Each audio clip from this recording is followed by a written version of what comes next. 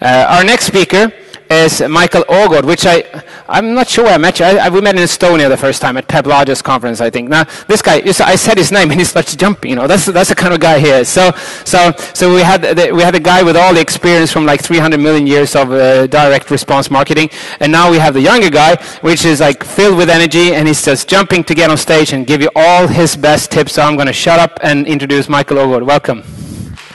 Thank you, John. Is this on? It's on. Thank you so much for having me. I am truly, truly excited to be here. And I can't believe that the biggest CRO event of 2014 is this one right in Stockholm. That's amazing. Amazing job by John and the other Conversionistas. We're going to get started in a second, but this is unusual. I'm going to start with asking you a favor. Is it okay if I take a picture of you? Is that cool? This is the coolest venue I've ever spoken in, I think. So, could you all go, ah! Yeah! Wow. Really enthusiastic guys over here. That's beautiful. Gonna put this down. All right. Okay, so I'd like to start by telling you a little story. I was sitting in the airport yesterday on my way over here, and as usual, I was stressed out, running from the office, and scatterbrained and everything. So I was sitting there, just about to board, and it dawned upon me that I didn't know the name of the hotel here. I didn't know where the speaker dinner was, and I had no idea what I was going to do when I get to the airport. I'm going to order a taxi. What's going to happen? So I was kind of like, that could turn out to be a problem. Just in that second, John tweets me. And he says, hey, I'm picking you up in the airport. It's like, if this was online, the dude could use, some tracking software to actually understand, my worries and my behavior. But this is in the brick and mortar world, so he's got Jedi mind tricks or something, I don't know. He can tell the future, he can read my mind. So that was pretty incredible, okay? So that was cool. He really, really reduced friction for me here and made me feel safe. So he set the expectations for me, but then he completely exceeded the expectations when I got to the airport. John was waiting for me. And he even had a sign that said Conversion Jesus. Oh, talk about catering to my ego. Makes me feel good. And then, he was so polite, the next steps, so this is the way to my car. It's right here in the parking lot. And we got to the car, he takes my bag, he puts it in there, doing everything for me, opens the door to the car, I still don't know where the speaker dinner is, so we're just talking and having fun. So he drives me to his house. Like, wow, he opens the front door, and bam! That's where the speaker dinner is. And it's not just any speaker dinner. This is champagne, man, and incredible food, and all the other guys are there. So this was just an incredible experience. Totally exceeded my expectations and made me feel like, well, a conversion, Jesus. So that was beautiful. Now, of course, you know what I'm getting at. What I'm saying is that if we could be half as good at giving our website visitors the same experience, well, then we probably wouldn't have this conference because guys like me would be out of work. So, yeah, I'm pretty happy that we aren't that good at it, all of us. Anyways, let's stop with cheesy analogies and back patting, and let's get down to business, down to the good stuff. So, when John and I were talking about, when he invited me over here, we were talking about, the session I could do, he said, well, can you bring us a truckload of test ideas? I was like, sure, man. Very few people on this planet have tested as much copy as I have, so I thought that's going to be a walk in the park. It wasn't, because this happens every time I sit down to do a presentation. I think it's going to take 2 hours, and it takes me 3 weeks. Thinking and mulling things over, and I went down memory lane, and I was looking at old tests, and then it dawned upon me that if I had done this presentation 2 years ago, it would have been very different. 5 years ago, completely different presentation, because I've learned so much in the meantime. I've evolved a lot, and one of the main things that really has helped me is that I've come to terms with my role as a CRO guy, as a conversion copywriter, and it's very, very far from what I thought it would be when I started like 6 years ago. It's kind of been a learning by doing thing. There wasn't really anything called a conversion copywriter back then. So when I got my first agency job, was fresh out of school, I was sure I was going to be this guy. Super sexy, sleek, walk in the room, and everybody goes, oh. You don't need data. Pfft. I always know what's right. Your customers are stupid. They don't know. I know better. I was so arrogant back then. So arrogant. Then I learned about split testing. Knocked the arrogance right out of me, because that's one of the beautiful things about always testing the stuff you do, is that you keep on getting smacked in the face with the fact that you didn't know and you weren't right. okay? I was not the conversion Jesus. So what I've learned in the meantime, really come to terms with, is I'm really not this guy. I'm actually this guy. No, seriously, man. Seriously. This is what I spend my days doing. It's not very glamorous, actually. I spend all my time fixing holes, fixing broken stuff that other people broke, or stuff that was broken before I even got involved, okay? So pretty much, you've probably seen this a million times before, but, you know, websites usually are filled with holes. They're leaky buckets. There's money and visitors all over the place. You're falling out all kinds of places. We have to find the holes. We have to plug them. Sometimes it's very easy to find the holes. Sometimes it's very obvious. Sometimes it's very, very difficult. Sometimes you're plugging the wrong hole. Sometimes by trying to plug a hole, you create a new one. Sometimes you think the hole is up here. It's down here. Sometimes the hole isn't in the bucket. It's in the hose filling the bucket with water. So this is really what we do, and I was talking to John about it the other day. We were like, so what do we really do? And John was like, dude, we're fucking plumbers, man.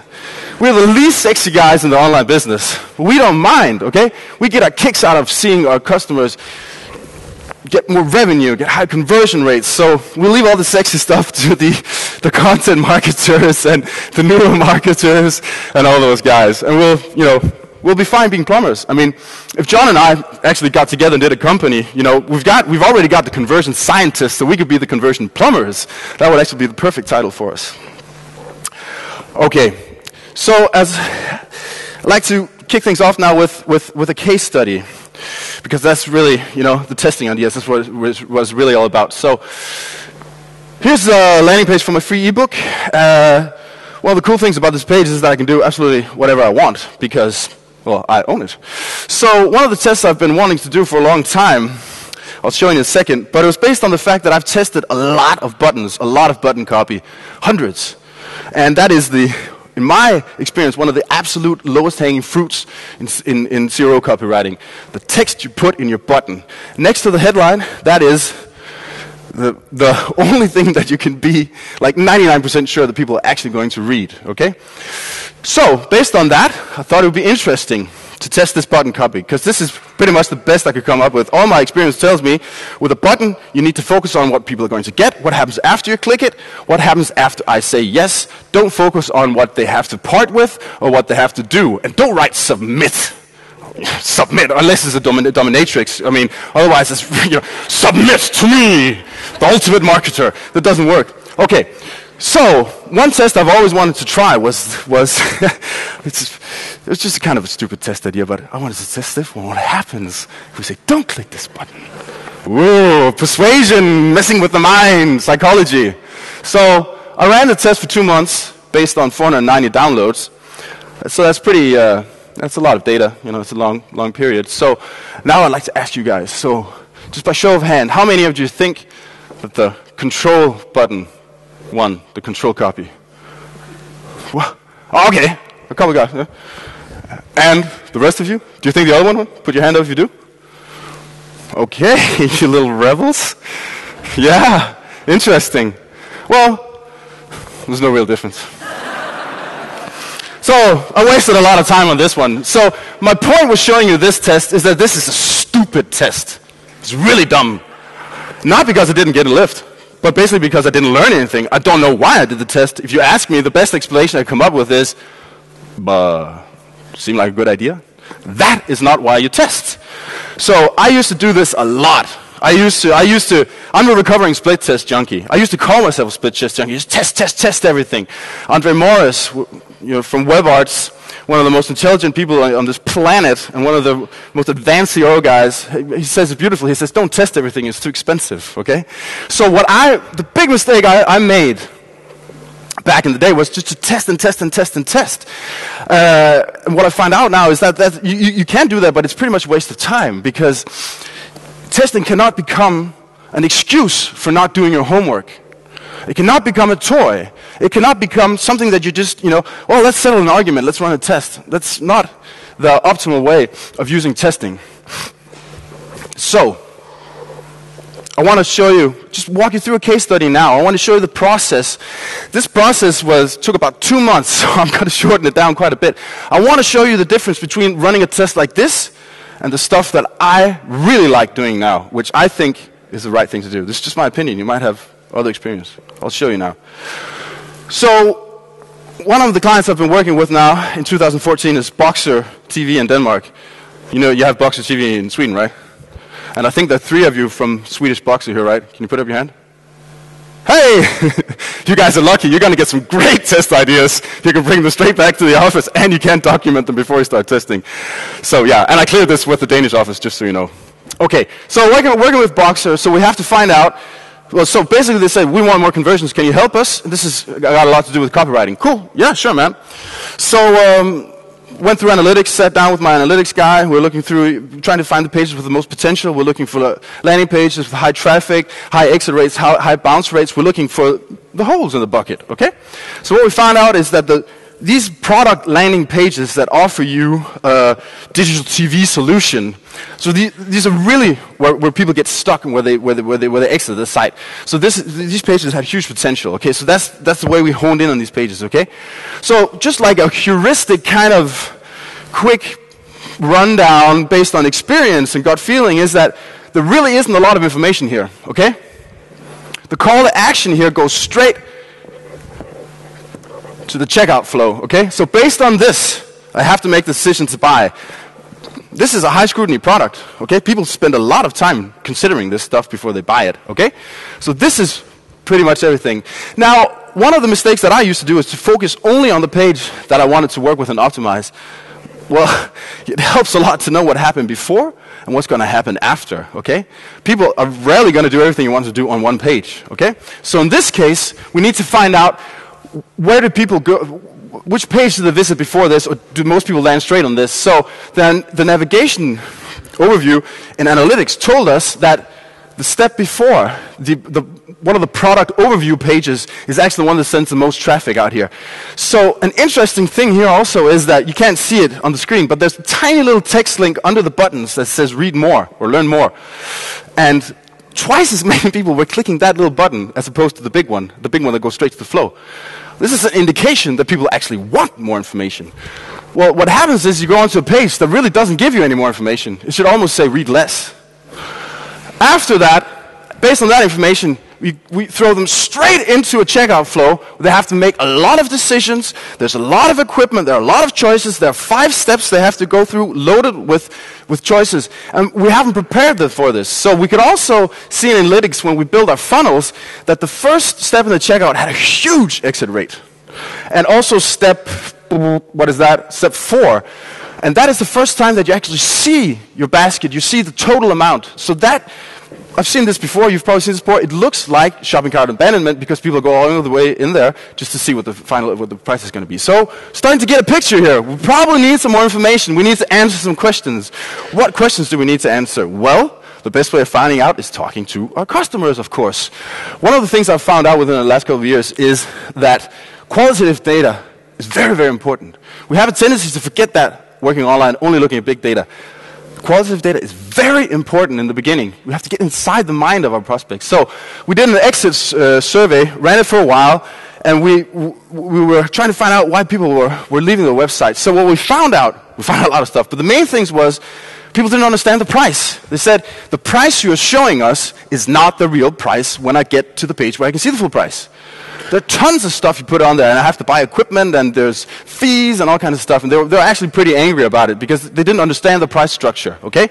They didn't understand the equipment. They didn't even understand that they had to buy equipment. They didn't understand how Boxer even worked. So there's a lot of stuff, we need to answer. So now we know what questions people need answered. And also another thing, kind of just, observation here. Well, the headline is just actually stating what the product is called. It doesn't really help us. It doesn't explain anything. So I started working on the copy, and then one of the things that I also found out is that design and copy go hand in hand, okay? They support each other. So very early on in the process like this, I started making wireframes, building the thing. So I have an idea of how long is the page going to be, how are we going to structure it and everything. I think this is very important. And it's very important also that if you don't do them by yourself, you actually work with the designer instead of having this Frankenstein monster of, well, here's the copy and here's the design and we'll try and see if we can put it all together and blah, blah, blah. So here's the actual version of the page, okay? We use the headline better. We put 3 bullet points in there explaining a lot about the product, logo's up there with the price. We have this little bar. Is there a laser thing on this? Oh, cool. So this bar is pretty useful. I've used that on other websites also to give you a complete overview of all the basic information you need. We put in some pricing examples showing you that if you pick, extra equipment, blah, blah, blah, the price is going to increase. So you have an influence on the price. We explained how the thing works, and we explained why you need equipment and what equipment to choose. And so we have the fail-safe here that you can contact us by phone if you went all through this and it didn't motivate you, okay? So looking at the things side by side, that's a pretty massive page. I mean, it kind of makes Godzilla look like a midget compared to it. I mean, the client was kind of, whoa, what are you trying to do here, dude? And I was saying, well, I'm trying to build a landing page that is laser focused on getting our prospects to make the right decision by going straight for all their objections. So when we tested it across all the pages that had this template and adapted, and we ran a test with all the old versions against the new ones. We ran it for 2 weeks. I wanted to run it longer. There's a long story why we couldn't run it longer, but here are the results. We saw a 16% increase to the checkout flow. We saw an 88% increase in purchases. We increased CTR on every step in the funnel, and the highest increases in CTR were on the first step and on the step where you can see the price for the first time. So the 2 steps we had the highest abandon rate before, exit rate, was where we saw the biggest lift now. This is telling me that we're actually answering the questions and we're helping them, we're preparing them for what's about to come. We're preparing them to convert, okay? It's very important. And last but not least, this is really interesting. I can't give you the exact numbers, but this is in kroner. While we were running the test, before it was over, the variant had increased revenue by 5 figures. So those are some pretty solid numbers right there, okay? This stuff, to me, is like the ultimate. It doesn't get much better than this. We spent a lot of time preparing, making sure that everything we put in there was perfect, and then we tested it, and it worked out. We could have spent a lot of time, testing to get answers, but why not get as many answers as possible? Make the best variant before you start testing it. You're going to get better test results. This is an important point. So, you're probably also going to say, well, you changed so many things, a radical redesign, what worked, what didn't work, you're not being scientific. Well, this is a question of approach. It's going to take a hell of a long time if we're going to test every little thing. That's why we spend a lot of time doing our homework first, radical redesign, then we can reverse engineer and pick it apart and see where the lifts came from. So, we started picking apart, one by one. Every time I took out information, CTR and conversion rates went down, okay? Now, testing ideas. So some of these are also going to be insights, some are going to be tips, but it's basically all going to help you get better test ideas and run better tests. Okay, so the first one here, I use this all the time. If you've seen me speak before, well, you're probably going to be bored because I always talk about this, but I think it's so important. Focus on optimizing decisions. That's what we want. We want people to make the right decisions. The web copy, the web page is just a tool we have at our disposal. That's not what we need to optimize. Our goal is not to have sexy copy, it's to get more conversions. So on a page like this, for example, this is an example from a site called Betting Expert. As the name implies, it's a forum for bettors. You can get betting tips. You can hook up with other bettors. You can share tools and stuff, your experience. So if I asked every one of you individually what you would change on this page, I would get, a new answer every time. And a lot of you would probably say, burn it, it looks terrible, burn it, create a new page. I have a different approach to say, what is the decision we want people to make on this page? Well, the decision we want people to make is to fill out that form and join Betting Expert, okay? So in my experience, if you want someone to do something for you, it's very, very helpful to give them a good reason to do so. So I don't see a good reason here. I see an order. Join Betting Expert, sign up, plus, which is also kind of confusing. So what if we give them a good reason? What's the most tangible thing on this website? The most tangible benefit of joining is that you get free betting tips. So we changed it to get free betting tips, and the button said sign up and get the best daily tips. With that simple change, we increased signups by over 31%. I want to show you some of the data here on the test where I can, just so you can see what kind of sample sizes and periods and stuff we're running with. So this is not like a 2-hour test or something, okay? opening Pandora's box here with testing validity and significance, but I just want to show you a couple of examples along the way. Oh, okay, so this one might seem totally stupid, everybody knows this, but actually I find that especially copywriters forget this often. What are our goals? What is the conversion goal? What are we actually optimizing towards? It's very hard to make something better if you don't know kind of what the goals are, you know? So, one of the things that people sometimes forget also is that there are multiple steps to the final conversion. For example, for e-commerce, you know, you can start with a subject line that gets you to, you see it in the inbox, you have to open a newsletter, then you go to whatever motivates you in the newsletter. You might go to a product overview, then a product page, then a basket, then, you know, the whole checkout process, then the payment, and then we have the conversion, okay? So, we need to get people every step, all 10 steps. I used to do this also. I had a tendency to try to sell, you know, the final conversion for example, in the first step in the subject line. Well, actually, each of these steps has one goal, and that is to move you to the next step, okay? So, for example, if you look at subject lines, what I found out from testing a lot of my newsletter is that if I add a little exclamation, for example, hell yeah, I see higher open rates, okay? So this reduces friction in the inbox and helps it stand out. I've tested this a lot of times. Hell yeah has been the best one. The worst one has been, hey you. The reduced conversions, I think maybe I gave people the wrong impression.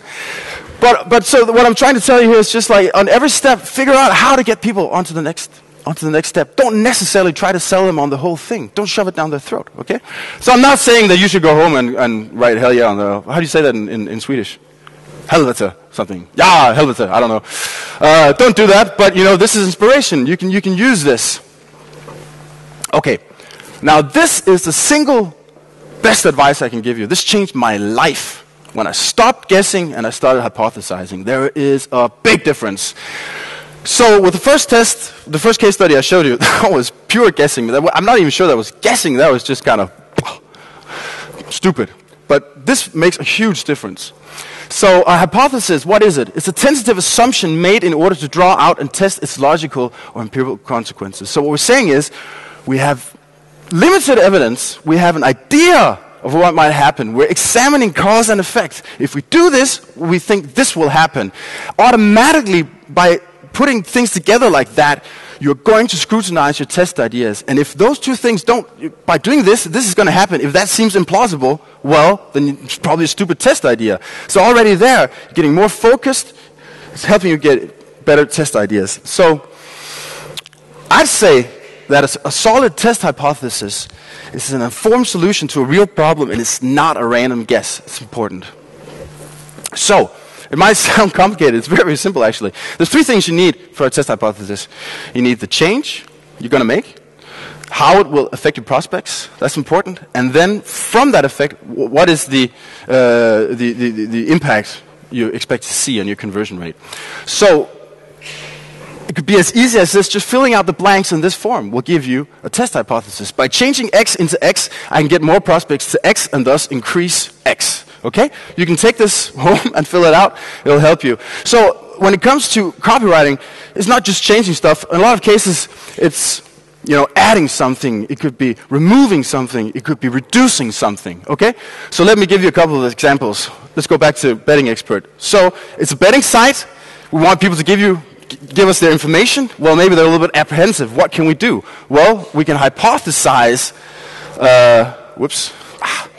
Okay, we can hypothesize that by adding a privacy policy, you can reduce friction, get more prospects to give me their information, and thus increase signups. Okay? Well, that seems like a reasonable test hypothesis. Okay? So now it's time to see if it works. So we put it on there. 100% privacy will never spam you. What happened? I reduced conversion significantly. That was a huge backfire. Okay? So you might say this was not a good test. I think it was a really good test. It taught me a lot. So by working with proper hypotheses, you can actually never have a really bad split test because you're constantly learning. I've used this on so many other websites. I've examined this on so many other websites. It's really, really taught me a lot, okay? So, what is the conclusion? Privacy policies don't work? It's a little harsh. Well, maybe it has something to do with the privacy policy itself. It could have something to do with the word spam, for example. Maybe it's, there's no guarantee on there. So it brings us to a follow-up experiment with a new hypothesis. By removing the word spam and adding a guarantee, I can reduce friction, get more prospects to give me their information, and thus increase sign-ups.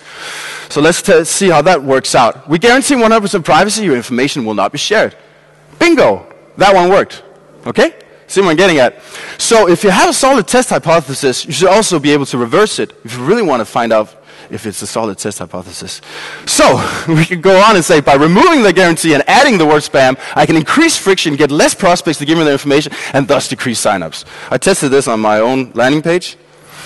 I went from I guarantee 100% privacy to 100% privacy, I'll never spam you, and again, we saw a drop in downloads. Okay? You get this?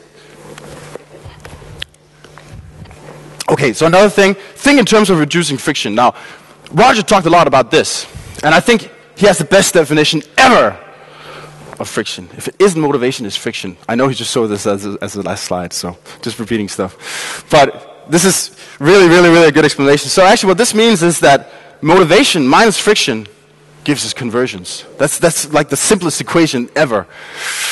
Now, I'm going to show you some different examples of friction. So on every single step of the funnel I showed you before, there's a potential that people are going to leave. They're going to leave between the individual steps. And usually friction is what makes people leave. So let's look at different examples. So one very, very common element of friction, Roger was also talking about this one, is when there's a lack of fluency, where there's a disconnect. We want people to go from whatever brought them to the landing page. We want them to go, they look at the ad or whatever it is, and they go, ooh. And then we want them to go to the landing page, we want them to go, ah. We don't want them to go, ooh, and then go, huh? That's really bad for your conversions, okay? So that's a very, very common mistake. Let me show you just an example I got the other day. This kind of cracked me up. So, Express clothing company, I buy a lot of clothes from them. They send me this email, subject line, meet your new favorite jeans. They're all $49.90. I need new jeans. Perfect. Open the email. Okay? So this is what I see over the fold. Perfect. A promo code, 1868, $25, blah, blah, blah. Jeans here, 5 days to save. Cool. Click through the landing page, and there's a picture of a dude and everything. Now the clicker isn't, yeah. This is the landing page. There's a woman there. They're talking about sweaters. They're talking about outerwear, and none of the numbers I saw are on the landing page. What the hell? So I'm desperately looking for something that will confirm that this is the right place. So up here, I start examining. I see some of the same things. This is what we were talking about before. There's a different promo code, which is kind of confusing, and it says, excludes jeans. The only thing I can use it for is jeans. What? This is insane. What are they thinking about? So weird. So we see this all the time. And this is copywriting, man. This is hardcore conversion copywriting. A really good copywriter should be able to tell the guys, putting this together, say, dudes, what the hell are you thinking? This doesn't make sense. It's even worse on mobile. This responsive side on mobile is even worse. 40, 30 hour. It says nothing here. There's not even, any images to help me. And the first call to action is search. But that's actually helpful because then I can search for my favorite jeans and maybe find them, the offer I was looking for. Another very common source of friction is communicating to your customers, inside out, having a very business-centric approach to them. So this is a super, super simple example showing you this. It's a test I ran on a commercial real estate website. They have offices all over the world, and businesses, they come to the website. When they need a new office, they fill out. They click on the button, they fill out a form, and they get the information they need about the office. So the control here says order. This one says get. When we tested it, we saw almost 15% increase in conversions by changing it to get. Okay.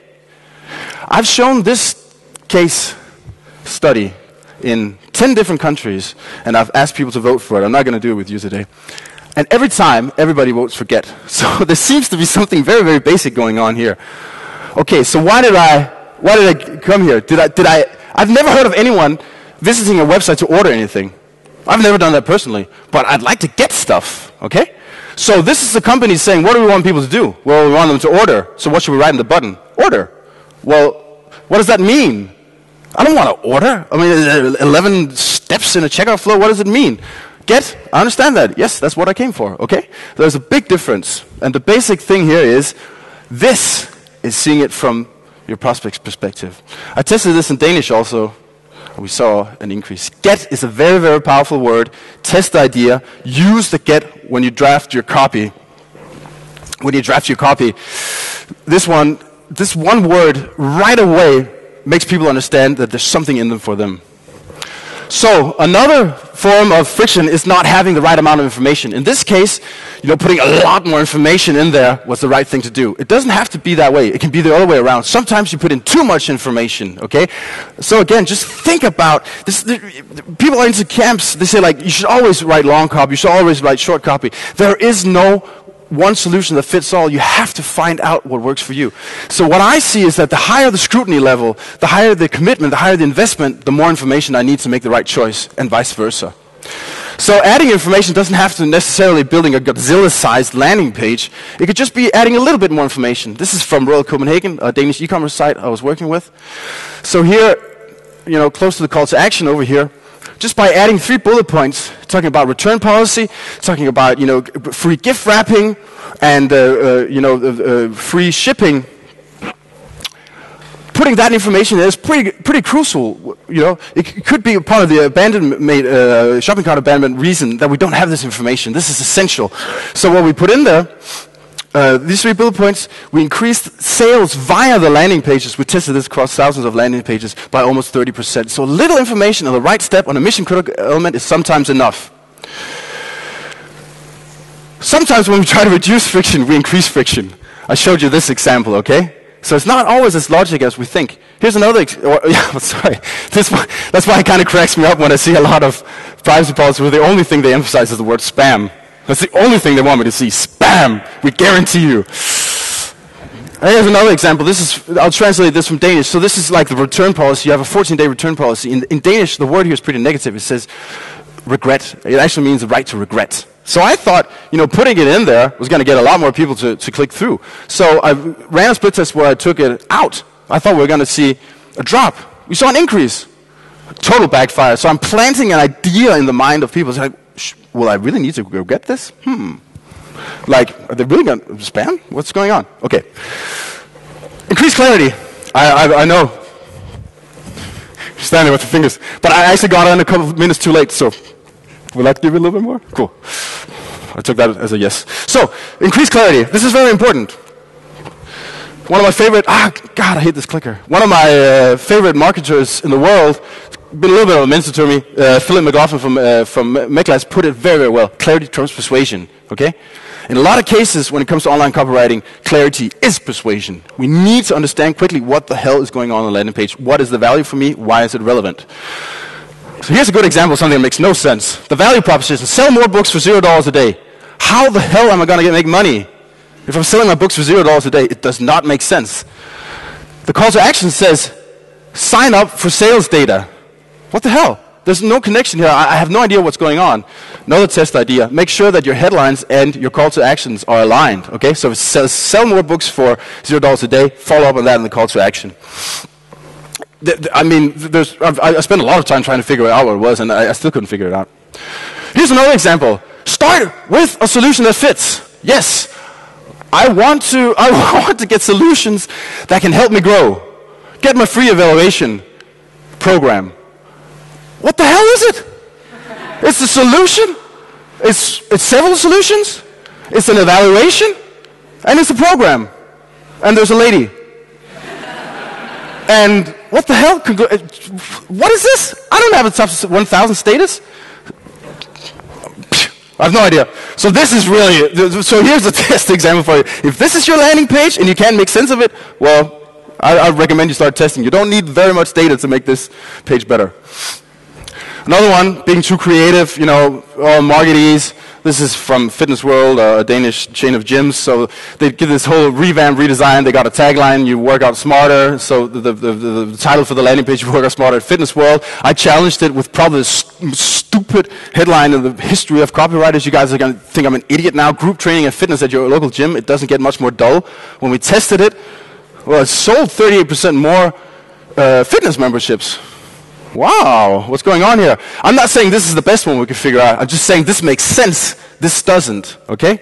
So what I'm also trying to get at here is, just go forward, is that you need to balance your creative and analytical sides. If you're only analytical, your copy is going to be very, very boring. If you're only creative, well, then you're going to miss the point. You're going to be mumbo-jumping and just talking marketees. You need to balance the two. Clarity. Clarity can also have to do with just something as simple as managing expectations. How many steps are in this goddamn form here? Well, I ran a test where I removed it, and we saw a 9% drop in completion rate so far. I'm still running this test. I want to give it at least a month. But this is the tendency so far. This is also hardcore copywriting. Maybe not very glamorous copywriting, not what you think about, but very important. Let the data tell you what to test. Copywriters have a tendency, in my experience, to not really appreciate data very much. But we need the same data as we need with any other kind of conversion research. Heat maps, click maps, interviews and surveys, interview with customers, interview with the guys in customer service, interview the guys in sales, ask them what are the top 5 questions you get in customer service. Well, that means that you're not giving them the answers on your website. There's so much inspiration to get. Analytics, of course we need web analytics to find out exactly where the biggest lift potential is. Test your hypotheses via multiple channels. So one of the really interesting things that I've started doing now is to find as many different channels to test the same hypotheses. So it could, for example, be a value proposition. Well, let's test that in our AdWords ads. Let's see what works best. Let's test that in our subject lines, in our emails, and then we can implement it on our website. And the other way around, what we're learning on our landing pages, let's use that to see if it's really is what sticks in the mind of our prospects on the other channels. Well, online testing is so much cheaper than doing it offline. So use it as a laboratory before you spend a ton of money printing everything. You know, find out if it really works. You work out smarter. Is that really the right thing? If we run a split test and we sell 38% more memberships by saying, you know, something as silly as what I was saying, well, maybe we shouldn't use that slogan. You know, spend millions on it. Steal from your target audience. I showed you an example of it before with the test from the e-commerce website where by going through reviews, I found out one of the things people love about the website is the gift wrapping. So let's put the free gift wrapping in there. This is stealing exactly from the mouth of your prospect. Go through review sites, for example, Trustpilot, Amazon. Look at your competitors' products. How are people describing them? What are they using them for? This is insight that is gold, man. Focus on mission-critical elements. Buttons, forms, headlines, checkout flows, elements that people have to interact with in order to get to the next step. Small copy changes can have huge impact. Privacy policies also. Focus on the really important elements that people have to interact with. I'm running out of time now, I'm sorry. You're going to get the slides. This is a very simple technique to help you come up with better test hypotheses and better test ideas. Ask these 4 questions. People have a tendency to go straight to how. How am I going to make this page better? Go through these 3 questions: who, why, what, in that order, and then end up with the why. You can check this out afterwards, but basically it's all about finding out who's visiting my landing page, what are the motivations, what are the barriers. We need to find out everything. What kind of information do we need to give them, for example? And then we have all those things ready. Then we can say, how should I optimize this page in order to give them the best experience and get a higher conversion rate? Okay? Want to leave you with one message. People don't buy from websites. People buy from people. Never forget that on the other side of the screen, there are real people of flesh and blood, and they are the ones who are going to make your conversion rates go up. That's why it's their decisions you need to optimize. All right. Thank you. I went a little bit over time. Thank you for bearing with me. You're going to have a little bit shorter break.